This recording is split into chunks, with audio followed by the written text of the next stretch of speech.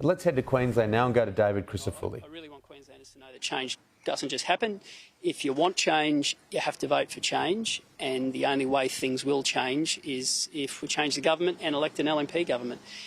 And I just have a message to everyone who is sitting at home absorbing this message, and if you wonder how important your vote is, the answer is extremely. And we've had seats decided by half a dozen people in recent times, and your vote matters, and you deserve better than what you're getting. And I really want Queenslanders to know that, and know that we're serious about addressing those big four issues. We've spoken a lot about it, and our attention hasn't taken one step away from those big four crises that Queenslanders tell us they want addressed: youth crime, health, housing, cost of living, and we've got comprehensive plans to deal with all of them. And in contrast, the government wants a fourth term and 14 years in office on the back of a scare campaign. Queenslanders are better than that, and I'm choosing hope over fear. David, you must really want to flip this one Gold Coast Labor seat back to blue. Is that why you've come here, of all the Labor seats in South East Queensland this morning? Well, every Queenslander is important to us, and I think I've shown that. I mentioned to you the other day, I'm the only person this campaign who went west, and I wanted to send a message to those people in Western Queensland they matter. But regarding the seat of Gavin, I just see a whole heap of aspirational people who are struggling to pay their bills. I see people at the Nerang skate park sleeping rough, and I know that there's some of them who are working people who then go to work during the day. And they've had someone as their local member who's had a seat at the table, and not just that, she's been the housing minister. And places like Nerang are ground zero when it comes to the housing crisis, and I'm just urging people to vote for change. And you can't be fooled by people decoupling from the Labor Party and changing colours. If you vote for anyone other than the LNP, you run the risk of getting a fourth term in 14 years of the Labor Party, and possibly propped up by the Greens in Brisbane and the Catters in regional Queensland. That's a recipe for disaster. Can Bianca Stone take back Gavin, do you believe? She's worked hard. She really has. She's worked really, really hard. And we knew this is a tough seat, but I just want people to know that we're serious about bringing them the government they deserve. And, politics is about making sure that you put forward people who are well connected with the local area, and that you do all you can to give people the opportunity to vote for change. And we've done that. And I really do believe she'd make a fantastic Member of Parliament. I really believe that. Who'd be your housing minister? You know that. Tim Mander. I've said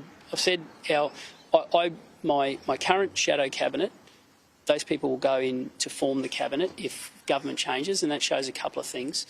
It shows my loyalty to those people, but it also shows how disciplined we've been for 4 years. And I want people to grasp the magnitude of what's been achieved. In 4 years, we have delivered stability. We have attracted the best generation of candidates I've ever seen. And in contrast, the government's been at war with themselves, and the Premier doesn't know the name of some of his candidates. And I want Queenslanders to know we are serious about driving that change, and if you want change, you've got to vote for it. How did you start the morning off today? With a pretty early gym session. I got up early, as I always do. I'm an early riser, always have been. But I wanted the opportunity to address some campaign volunteers one final time. So I flicked the barbie and turned a few sausages. Nothing smells like democracy like a sausage in the morning of polling day, and gave the final message to the troops. And that final message is, make sure you look every person in the eye and urge them to vote for change if they want to see change, because nothing will change if we get more of the same. And this really is a pivotal point in this state's history, and I'm urging Queenslanders to, it's time. Vote for a fresh start, and the only way to do that is to vote for the LNP. Are you confident that Bianca will win the seat here in government? Well, that's up to the voters, but we've given them every opportunity to vote for change. We've put forward an amazing person in Bianca Stone. She lives and breathes this community, has been connected with it for a long time, but more importantly, she'll be part of government, if it changes, that understands the coast and understands the challenges that are facing Queenslanders.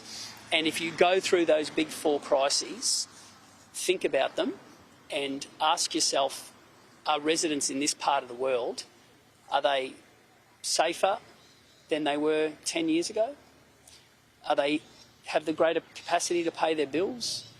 Do they have more or less likelihood of an AMBO turning up on time? Think about all of those things. And I think overwhelmingly you'll come to the conclusion that this area needs change, and the only way to change is to vote for the LNP. West Isle, have you won? You have to win this seat to actually win government. Yeah, it's a pivotal one, and it's a good question too, Paul. Swings are never uniform. They never are. And I look at an area like Gavin and I see a whole heap of aspirational people who deserve better. They deserve to be safer in their home. They deserve access to health services when they need them, and they deserve to be able to pay their bills and get ahead. And I want to bring good government to every part of the state. But I want people of Gavin to know we've done a lot of listening to them about their issues, and I'm optimistic that change can come for the state, and we've given the best chance by putting forward one of the best quality candidates I've seen in a long, long time. Thanks a lot, Thanks guys. very much, Thank you very Cheers. much. Have a great day. We'll see you. See you on another one. Bouncing a few more. Okay, yeah, Peter Stefanovic reporting here from Brisbane. That's the opposition leader, David Crisafulli, who, according to the polls, will become the next Premier of Queensland if they're right anyway. Now, it was interesting, as we were reporting yesterday, that 4 weeks ago, he was going to do this in an absolute canter. But, as usually happens throughout election campaigns, gaps tend to thin, and that's precisely what's happened here. And even when it comes to the preferred Premier stakes, Stephen Miles, the current Premier, leapfrogged David Crisafulli as the preferred Premier by up to 6 points, which was a significant swing, which said to us and said to most readers that Stephen Miles did win the election campaign, but the campaign is different to the actual election itself. Now, during my travels over the past couple of days, we've been to many marginal seats throughout the northern and far northern and central parts of Queensland. That is where the LNP will do most of its damage, will recoup most of its losses from previous elections. In the southeast part of the state, it'll have a little bit more trouble, although Gavin appears to be okay. Here in Brisbane, this is usually where Labor does best. But to my count and the best of my knowledge, they should be able to flip a couple of seats, the LNP flipping a couple of seats in far north Queensland, also in North Queensland, Central Queensland as well, including that seat of Rockhampton, which I spoke to you about a short time ago. Labor hasn't lost that since 1950, so that's some streak which may well be about to end.